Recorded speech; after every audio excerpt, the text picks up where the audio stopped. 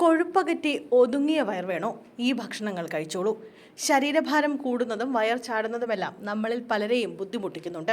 അടിവയറ്റിൽ കൊഴുപ്പടിയുന്നതിൽ നിന്നും മുക്തി നേടാൻ കൃത്യമായ വ്യായാമവും ചിട്ടയായ ഭക്ഷണക്രമവും പിന്തുടരേണ്ടതുണ്ട്. പോഷകങ്ങൾ അടങ്ങിയ ഭക്ഷണം കഴിക്കാനും നമ്മൾ ശ്രദ്ധിക്കണം. അടിവയറ്റിലെ കൊഴുപ്പ് കുറയ്ക്കാൻ ആരോഗ്യകരമായ ഭക്ഷണശീലം പിന്തുടരേണ്ടത് ഏറെ പ്രധാനമാണ്. അത്തരത്തിൽ വയറിലെ കൊഴുപ്പിനെ പുറന്തള്ളാൻ ഡയറ്റിൽ ഉൾപ്പെടുത്തേണ്ട ചില ഭക്ഷണങ്ങളെ പരിചയപ്പെടാം.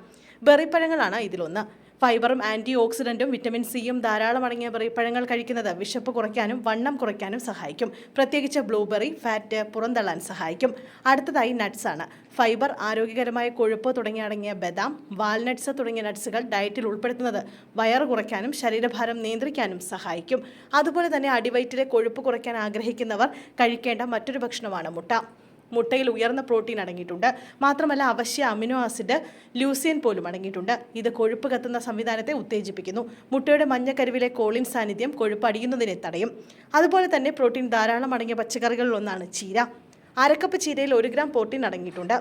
കൂടാതെ ഫൈബർ ധാരാളമായി അടങ്ങിയിട്ടുള്ള ചീര ഫാറ്റ് കുറയ്ക്കാനും അതുവഴി ശരീരഭാരം നിയന്ത്രിക്കാനും സഹായിക്കും.